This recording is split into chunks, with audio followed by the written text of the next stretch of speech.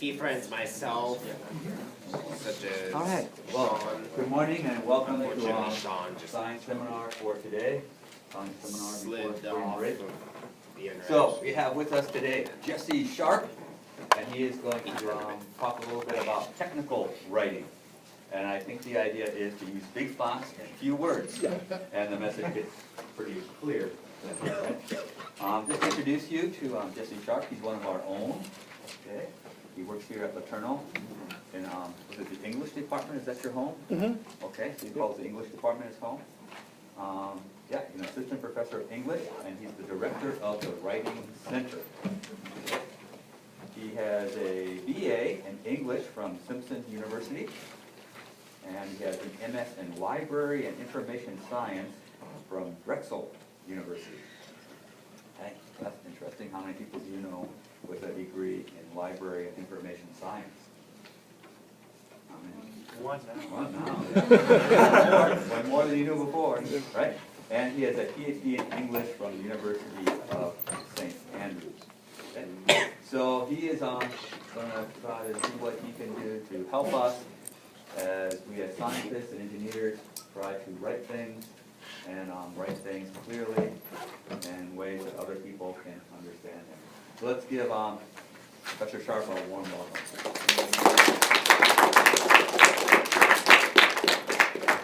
Thank you very much. So these are just hopefully some tips that are easy to apply on technical writing. And really technical writing has one goal, and that's clarity. That's what it all comes down to, is just trying to bring clarity into your writing. And being able to convey your message as easily to the other, whoever your audience might be, as possible. So we seek clarity in technical writing.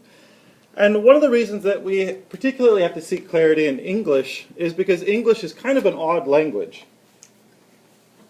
I'm sure many of you figured this out. It's very easy to have, we have a very simple grammar. Basically, it's just subject, verb, object. So because we have such a simple grammar, it's easy to bring ambiguity into English. So it's easy to create confusion.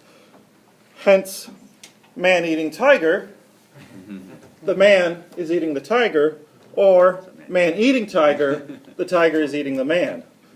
The only difference between the two is a hyphen, right? This is a sentence, subject, verb, object, man eating tiger. This is an adjective with a noun. It's a man eating tiger. All that changed was a hyphen, right? These are kind of the problems that we tend to run into. Or sometimes it's word order. So if you look at this, dog for sale, eats anything and is fond of children. You run into some problems there. I guess unless you have edible children. Obviously can easily be reworded. Dog for sale, fond of children, eats anything. We've separated the two ideas. Or similarly, for sale, antique desk, suitable for a lady with thick legs and large drawers. Where we are now, because of the placement of things, describing the lady rather than the desk. Once again, easily fixed. For sale, ladies' antique desk with thick legs and large drawers. And this is one of the things, because we have such a simple grammar, oftentimes placing words closer to what they're describing changes the meaning. Right? Does the dog like to eat children, or does the dog like to play with children? Are we describing the physique of a woman, or are we describing the physical characteristics of a desk? And just by word placement changes everything. So this is kind of what I'm going to be dealing with today, is putting forward 3 ideas of how you can do this. Right? They're fairly simple. We're going to give examples of all of them. But in order to have good technical writing, to bring that clarity into it, these things are really helpful. Good structure. In your sentences, begin with old information before you bring forth new information. And always try to keep verbs as close to their subjects as possible. And these 3 tips actually get rid of a lot of ambiguity in our language and make it much easier to write.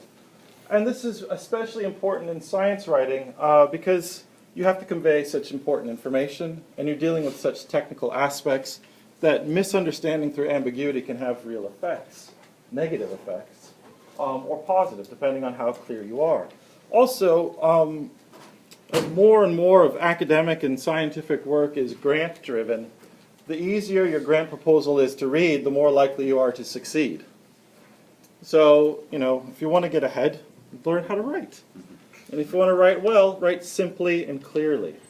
So this is what we're going to look at. We're going to think of some of these ideas of how to do this, and I'll show you some examples. But these three things through multiple bits of writing and studies of writing and studies of linguistics have been found to be some of the most helpful and most basic information that you can use to bring clarity into your writing.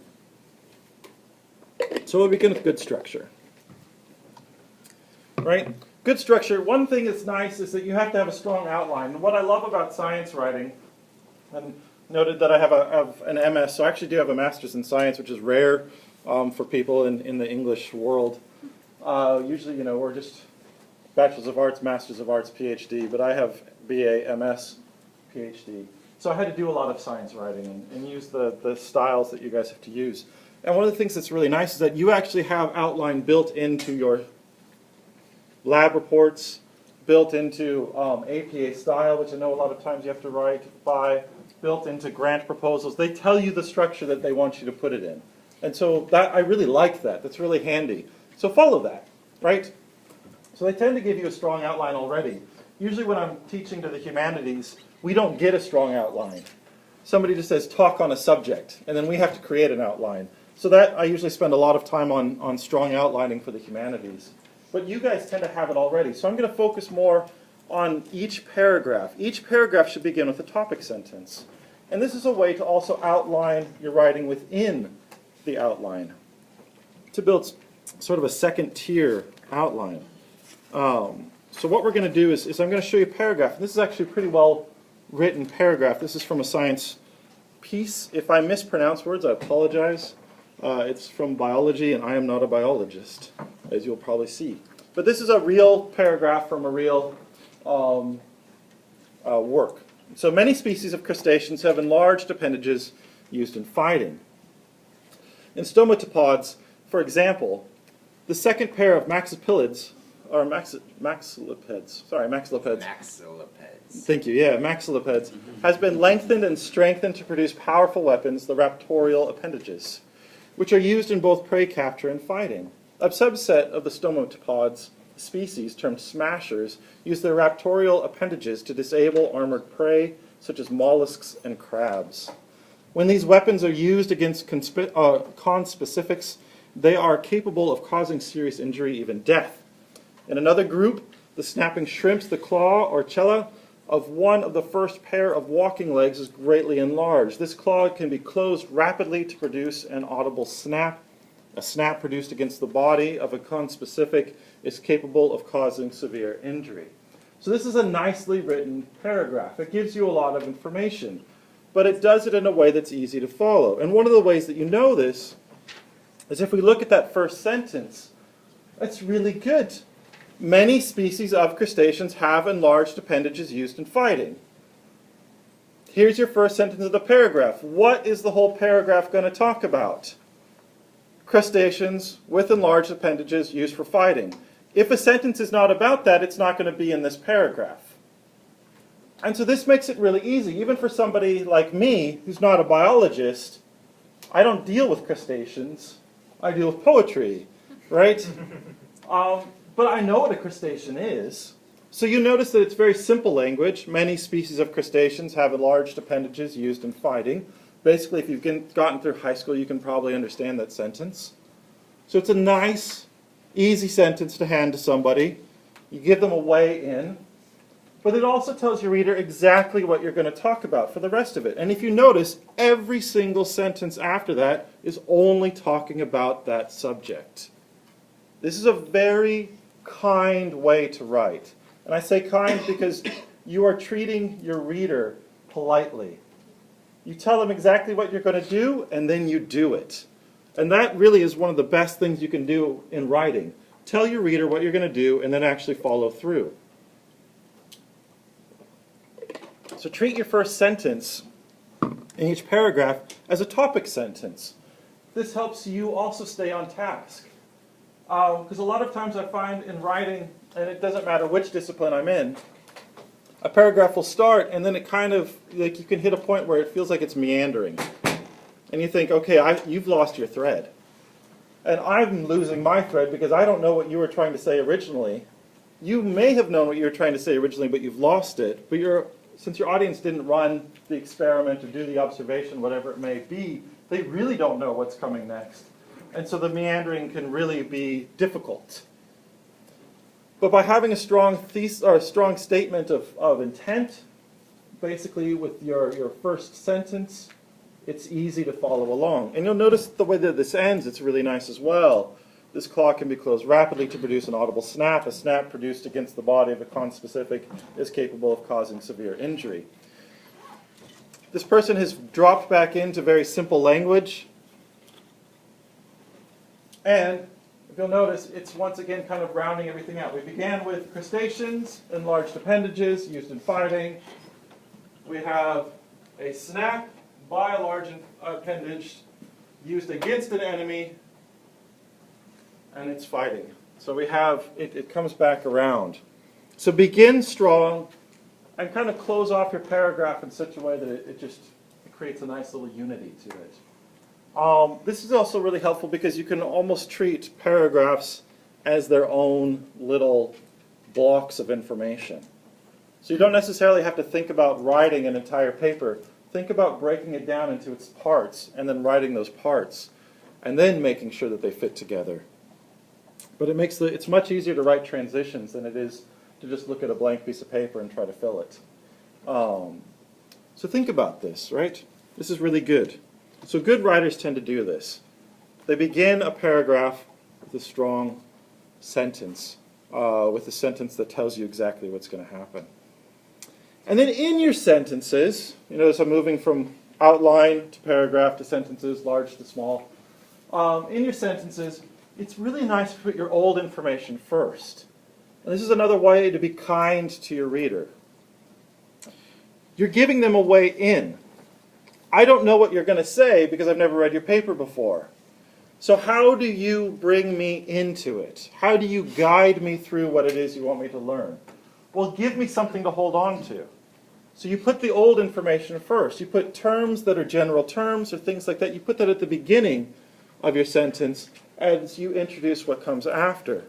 So for example, quantum mechanics has enjoyed many successes since its formulation in the early 20th century. It has explained the structure and interactions of atoms, nuclei, and subnuclear particles, and has given rise to revolutionary technology such as integrated circuit chips and magnetic resonance imaging.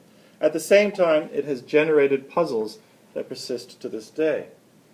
Now, if you'll notice, each one of these things, these clauses, main clauses, we begin with quantum mechanics. That's old. The term quantum mechanics has been around for quite a while now. Most people, once again, if you've made it through high school, you've probably heard the term quantum mechanics. You may not know all the ins and outs of it, but it's something that you understand. It's old. It's something to hold on to. So quantum mechanics, old, what it has done, new information perhaps for your reader, has enjoyed many successes. It, being quantum mechanics, old again, has explained, and then you go on to say what it has explained. So this might be new information. And then once again in the final sentence, it, our subject, quantum mechanics, has generated puzzles that persist. And you'll notice too that this moves, even as a paragraph, through in the same way. So we begin with something old, 20th century, a little bit newer, how it's moved through, and then we point to the future, puzzles that persist.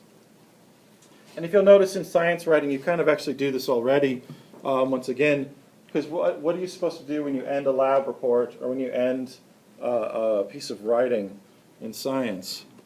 Conclusion. Yeah, you have your conclusion, and the conclusion points towards possible future areas of inquiry, right? So you're hoping to point towards something to the future. So you start with the old, you have your introduction, and you do your literature review. So you have to go through and look at everything old, and then you start to introduce what's new, what you're going to do that's different from what has come before. And then you do your experiment, and you explain it, and you have your findings, and all of that good stuff. And then you conclude, and you point towards where it might lead into the future. You're doing a similar thing. You're starting from the old, and you're slowly moving to the new, and then a possible unknown future. But what this does too is it creates a nice narrative flow for your reader. You start with something that's simple and something that's common, and you slowly just move the person through like they're on a journey, or like you're telling them a story, like there's a narrative. And people like narratives. People like stories. I mean, it's kind of, we see this in the Bible, right? It begins with creation, and it ends with the end of days, the earth over. The earth begins, the earth ends. It's a kind of nice structure, and in between we move through all these different things. But it starts at the beginning and it ends at the end. Similarly, your science writing starts at the beginning, hopefully, and ends at the end. And if it's not, it's a really easy way to point to something that might be off. And it's easy to find something that is to fix. So start with old information and move to new. So here's an example of maybe it not working out so well. There are different ways in which international migrants can gain protection and/or rights. The first is the protection that exists for refugees under the terms of the 1951 Geneva Convention. Right? We're actually beginning with new information. There are different ways. There are different ways for what? For whom? What are we talking about? I don't know. I have to get, 6 words in. On the 7th word, I finally start to get a subject. So I have to go 7 words in before I start to even know what we're talking about. And then I have to go back and retroactively apply that subject to the previous 6 words. Right? I've introduced new information before the old information. I've put a clause before the subject, and I've already thrown my reader off a little bit. You can fix it. International migrants can gain protection and/or rights in different ways. Right? Old information, international migrants. This has been a long-term thing. People have been talking about immigration and migration for centuries and millennia. This is nothing new. But how you might be able to gain protection in the current day, that is new. Right? And you'll notice that I didn't have to change the second sentence at all. Just rearranging the first made it easier to understand the second. And you don't have to go back and reread. In this one, there are different ways in which international migrants, you kind of have to hold the attention longer and hope that your reader stays with you. Whereas this one, right away, I know exactly what we're talking about. Right? So keep the old information first. And then finally, this is really nice, verbs close to their subjects. Here it is, right? International migrants can gain. Subject, international migrants, verb, can gain. Right next to each other. Horns form during the larval period from clusters of epidermal cells that detach from the larval cuticle and undergo a local burst of growth. You'll notice horns form, right next to each other. It's really, really nice. I know what we're talking about, and I know what they're doing. Right next to each other. This is just good writing. And if you'll notice, it follows the basic forms of English. Subject, verb, and then object. Subject, predicate. It's our basic grammar put in a way that works. And usually abiding by our basic grammar is the most beneficial thing you can do for your reader. Think about that. Subject, verb. Can you identify your subject? Can you identify your verb? If you can't identify your subject and you're the one who's writing it, your reader really isn't going to be able to. And if you are struggling to identify what your own verb is, your reader is really going to be struggling, right? Whatever causes you difficulty is really going to cause difficulty to your reader because you actually ran the experiments. You actually know what's happening. Your reader doesn't. The first time they've ever experienced it, oftentimes, is through the report that they're reading. So here's an example of it not working out well. And just keep in the back of mind while we read this, try to identify where the subject and where the verb are. Part of our evidence establishing that the P65 product was derived from the uncleaved fat 1 and not from the further proteolytic processing of the cleaved fat 1 heterodimer was obtained by the use of the furin defective, is it LOVO cells? Is that how you pronounce it? Okay, LOVO cells. Right? This is a sentence that's difficult to break down. If I was to sit here and try to diagram it, I would have to look at it for quite a while before I could start to establish everything.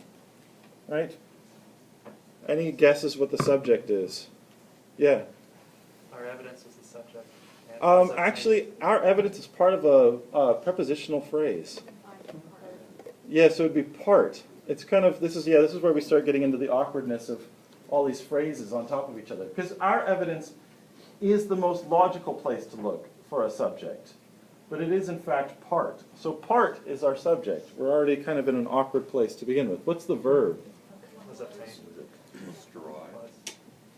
Yeah, it's actually, you're right. It is was obtained. If you look at this,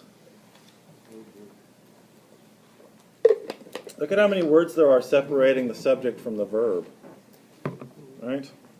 I think I got 36. Let me double check.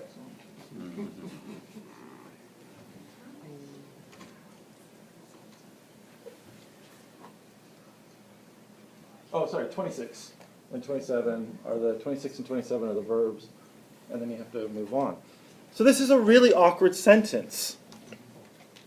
Because you have so many clauses coming off of the subject part of our evidence, establishing that, on and on and on, derived from and not from, each one of these is another dependent clause upon part. All of these things are trying to describe the verb, which is part. The subject, which is part. The only part of the subject is part. That's it. Everything else is just an adjectival phrase to a certain extent. It's just they're all describing and trying to define what part is. Part of our evidence.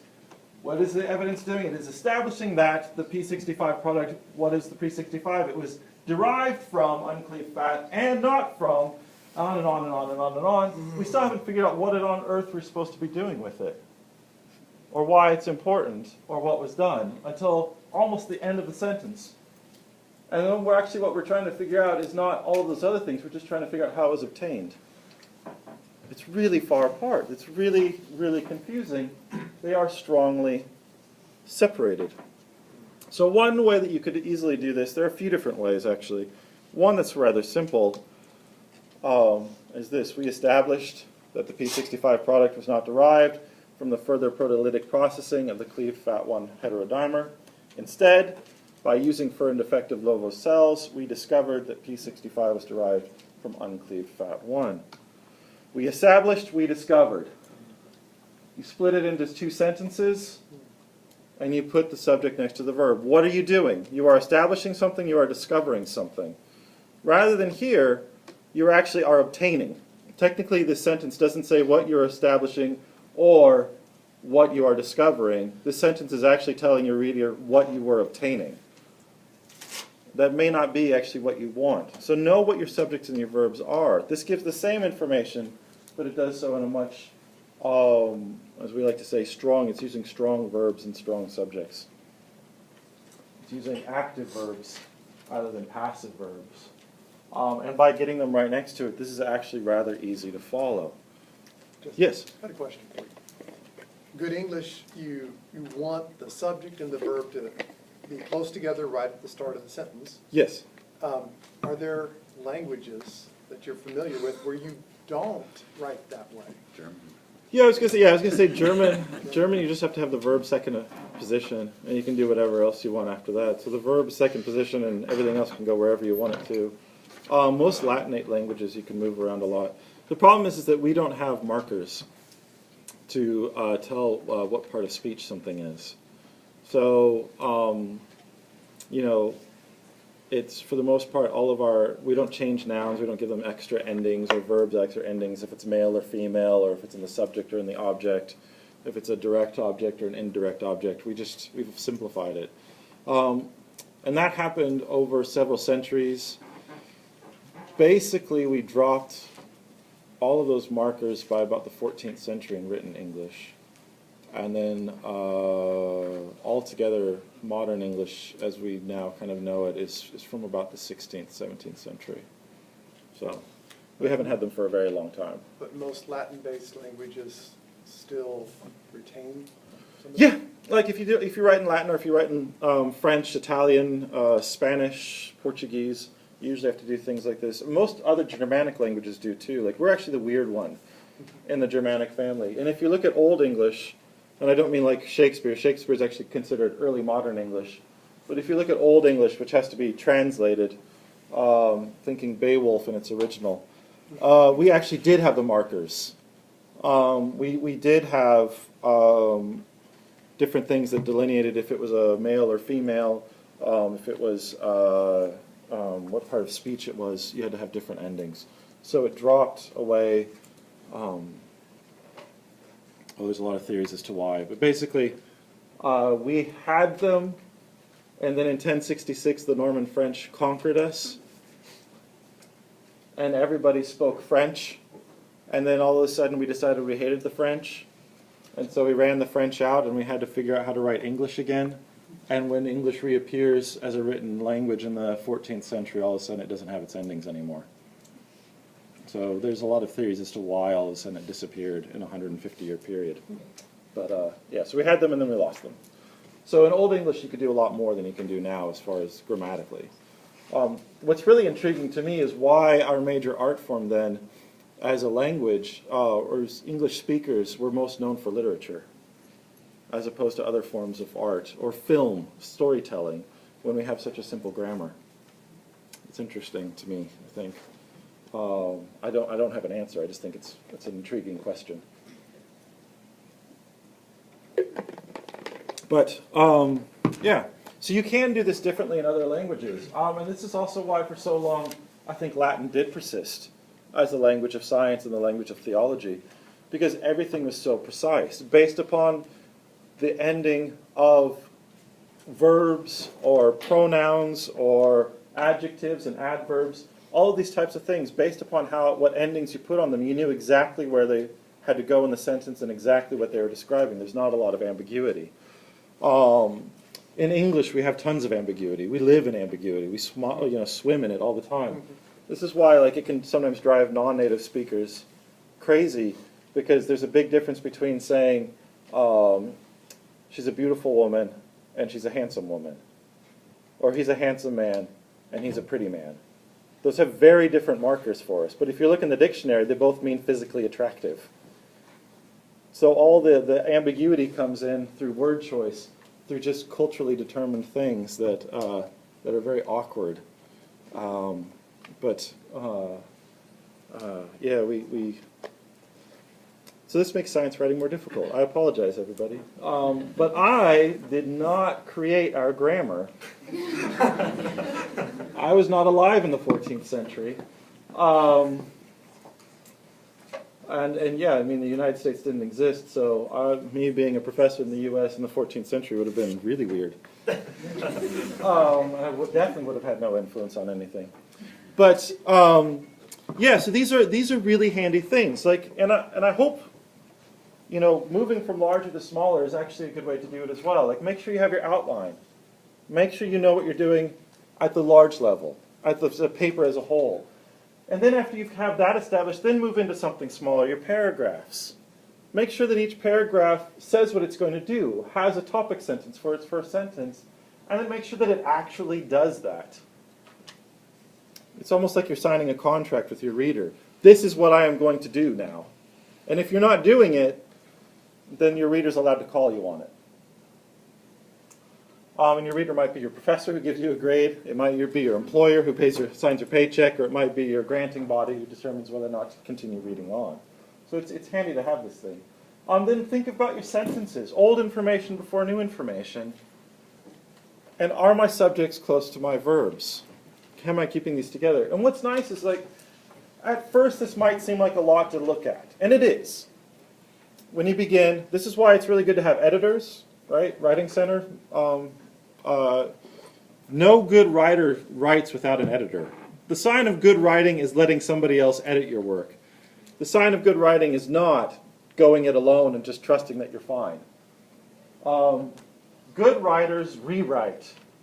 Good writers trust editors. This is a sign of maturity when you seek somebody else out to help you with your writing. It's not a sign of inability to write. So if you ever come into the English office, or we're also with theology and history, we're always handing papers around to each other to look at them I have many friends that I don't send anything out without having somebody else look at it first. You know, this is my profession. So if you become a better writer, that doesn't mean that you use editors less. It often actually means you use editors more. You want that extra insight. You realize all the mistakes that you can make. Because you know what you're trying to say in your head, it just doesn't necessarily always come out on the page. So think about these things. But as you do it more and more, it does actually become more intuitive. So that after a while you start to realize, oh yeah, that paragraph does have a nice topic sentence to begin with. I have put the old information first. Oh, I do. Look, that's really nice. The subject is right next to the verb. I've established this really simply. It's easy to read. And another way that this can also help is if you give it to somebody who's not a specialist in your area. I read papers like this all the time. I don't actually know what's happening in most of this. I have no idea what this means. But I can tell you the basics of it, and I can tell you that this is a lot easier to read than that. Sorry, that's not what I meant. That, there we go. Did not want to go back. Okay, this is difficult. And I would have to sit here and work it through. And there are a lot of times with writing that I edit, I will actually sit there and I will say, I have no idea what this person is trying to say. Sometimes even in my own discipline. And I will get my pencil out and I will put one line under the subject and 2 lines under the verb as best I can. And there are times when I'm sitting there showing it to other people and I'm saying, I think this is the verb. Is this the verb? And they're like, yeah, okay, but if this is the verb, is that actually the subject? I think it might be. If your reader's having to do that much work, that you've lost. Like, I'm sorry to say, like you're gone. And this is once again somebody who loves grammar, who studies the history of English for fun, who has several grammar books in his office just because. And I pick them up from time to time because I find sentences and the history of English and the way that we put information together fascinating. I'm weird. That's not normal. So most of the people you're going to have reading your stuff will not be doing that. They won't put in that type of effort. So if you keep them close together, it is a lot easier. And as you do it more and more, it does become more intuitive. So remember, good structure. These 3 things will go so far in making your writing better. Good structure. In your sentences, put your old information before your new information. And keep your verbs as close to their subjects as possible. Every once in a while, obviously, you might have a little bit here and there, but try to keep everything as close to as possible. Right? And just in case you're wondering, these are the main places that I got my information from. And this book in particular, Anne E. Green's Writing Science in Plain English from the University of Chicago, is fantastic. So if you ever want, it's very slim. It's barely over 100 pages. And it's well written. She actually lives up to her words. And it's got a lot of really nice practical advice. Alistair Fowler's Also How to Write is another very, very slim volume, very small, and but it has a lot of great practical advice. So if you're ever looking for good places to look, these 2 books, if you have them on your shelf, they're easy reading, they're well written, thankfully. They give a lot of very good practical advice that's easy to apply and has very strong results very quickly. So this is where I got most of my information for this talk, both from personal experience and then some of these. And many of the examples of the science writing actually come from the Annie Green. So any questions? Yes? Most science writing is done in passive voice, and so that tends to lend itself, I guess, to be more ambiguous. It does. And it's something I struggle with because I would like to say we did this, but the journals don't want me to say we did this. I know. So sometimes it makes it hard for me to get the subject verb. So there are ways around that. Like this is my, as a grammarian, can I say that that's one of my pet peeves about science writing? Okay, so I'm going to explain why really quickly. Not just because I think better, it's not as good of writing. But so in science, right, scientists try to use reason and rational thinking to understand how the world functions, right? And you do this through observation and experimentation. which then you write to disseminate so that other people can see and hopefully build on it or substantiate whatever it might be. Correct? Okay. Then when you go to write your papers, you remove the human agency from your writing and your grammar, right? Because you can't say we did this or I did this. You have to remove. And then you put it forward. And to me, I have a problem with it because that's irrational. It's the laboratory doesn't just run on its own. Or then there's not like elves that come out like the cobbler's elves and run the experiment. Like there's human agency. So it has to be, I feel like it should be acknowledged. So I feel like the grammar betrays the philosophy of science. That's my own little bugbear. But there are other ways around it. So one of my fights is to bring active voice and to acknowledge human agency because it's the only rational decision in talking about this.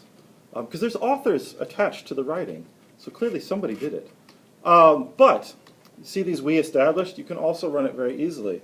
You could say the experiment established or the trial found. You can personify what it is that you're doing. As opposed to like it was established. Yeah, well, what you would, yeah, you could do, I mean, the first time you do it, so you could say, the experiment established that, da-da-da-da-da, it's discovered. So the first time I would try to use some sort of a noun before you use a pronoun, so you know what the pronoun is referring back to. But you can personify non-persons if you want. Active voice. That's my one thing. Like I really wish that you guys would embrace the human agency in your writing because it exists. Well, I'm rewriting a manuscript for publication, so maybe I'll rewrite it in active voice and see what they do. Yeah. See if you can get away with it because this is, I mean, that's clearly what's going on here. I mean, even that has the our evidence. But largely what's trying to happen here is removing the human agency. Part of our evidence established da-da-da-da-da was obtained. It's putting everything as far away from it as possible. And it really is, in the end, it often actually would read probably part of the evidence, trying to remove that human agency. So if you really want to get me going, I'll say that it's reflective of a theological idea of trying to remove the divine agency of the world overall, replicated in the grammar of the thing. But that's when you're really getting philosophical and theological by the end. But yes, that's the grammarian, the philosophy of grammar coming out in me. Overall, though, I find science writing really enjoyable for the most part because it does need precision. And I love the difficulty of trying to be precise in an imprecise language. So that tension is very fascinating to me. I'm sorry you guys have to live in it. Yeah? Oftentimes, writing, they want to include transitional sentences between paragraphs. Mm-hmm. But perhaps science writing, you have enough structure already inherent in how scientists write that's not as important. What's your take on that? Yeah, I don't.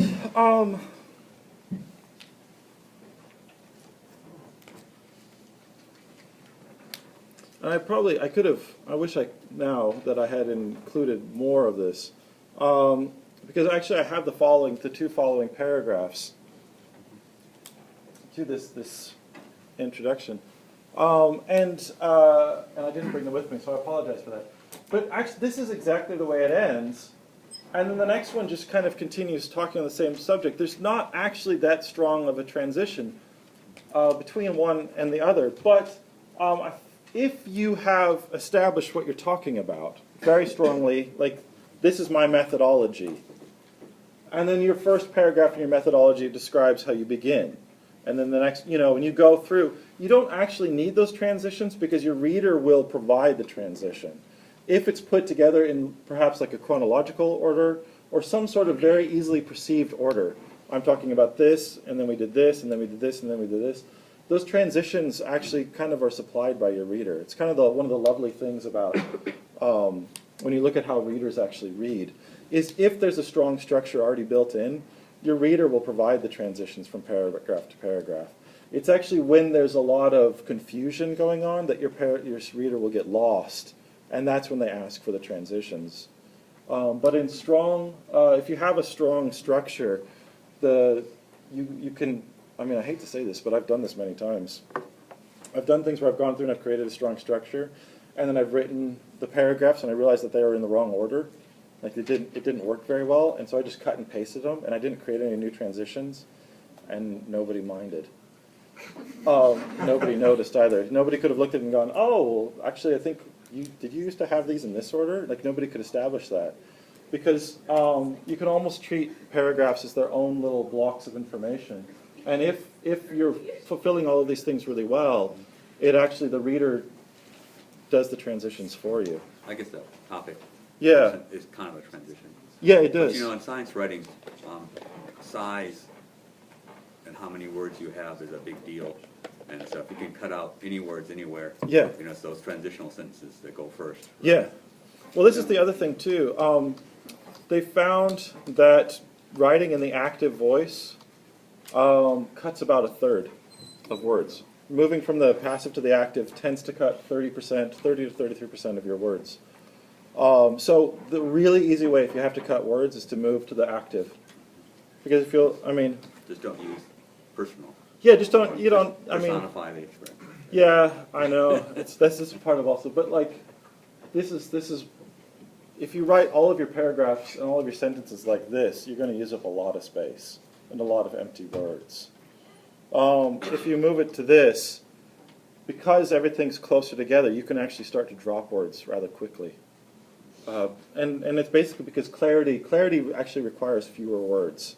This is one of the funny things is, and we'll joke about this a lot in the English world, which is that you can tell when somebody's writing around their subject. And then you start to think, is it because you don't know what you're saying? Like you hope that I don't notice that you don't know what you are trying to convey? Or is it just because you haven't quite figured out how to write it? But we see a lot of times is you can tell somebody's writing around a subject. And if somebody actually writes to the subject, it can happen a lot faster. So you actually, clear writing requires fewer words. So it's kind of nice. It's, you know, two birds, one stone sort of a thing. Yes? So what would you suggest when we start having to come up with words because we've discovered something new? So science comes up with a lot of new words. What are your thoughts on that? I love the coining of new words. So just create them, is what I say. You know, I mean, we honestly, like, we do it in the humanities all the time, and people sometimes give us a hard time about it. Like, if you walk into, like, if you were to look at one of my literary documents and put it in Word and have spell check on, like, the red's everywhere. Because there's all these words where they're just like, that's not an actual word. I'm like, yeah, well, it is. It kind of is. You know, we may have coined it, but, you know, this might be its first usage, but I'm going to say it's a word. So that's actually fairly normal. So I'm all for it. And a lot of times, too, we verb nouns.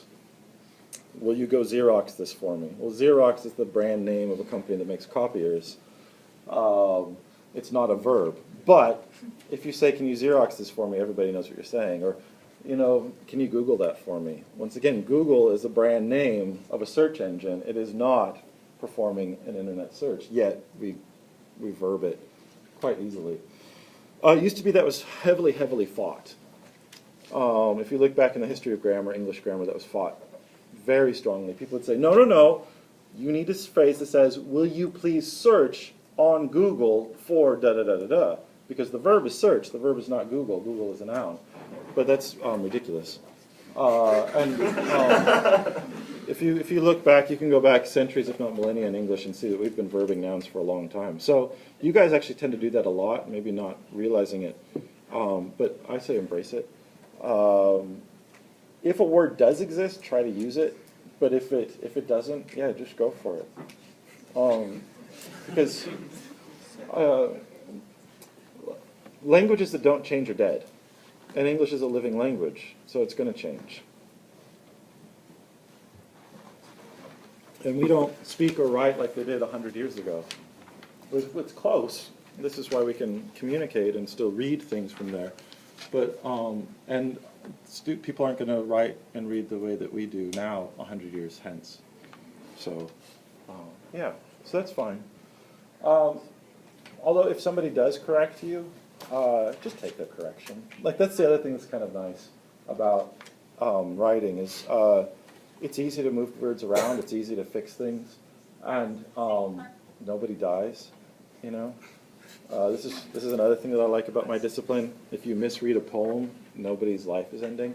This is why I'm not a scientist. I don't want that responsibility. I didn't go into medicine, so I don't want to kill anybody. And I probably would. I've already dropped a pen. I don't want to know what I'd drop in a person. So yeah, so this is an easy way where you can quickly move things around. So that would be my advice. Don't be afraid of coining new words, but if somebody asks you to use something that already exists, go, okay, and just go with that, unless you have a very, very good reason not to. Okay, any other questions for our speaker today? Well, our speaker has a class after this, so he won't be going to lunch. Yeah, sorry. Yeah, but if there's enough students and faculty want to make a critical mass, we can still go to lunch because it still fulfills the purpose. So if you want to come to lunch with us, just hang out here and ask our speaker a few more other questions. Now let's thank our speaker again. Also, we'll see you after spring break. After spring break. Thank you.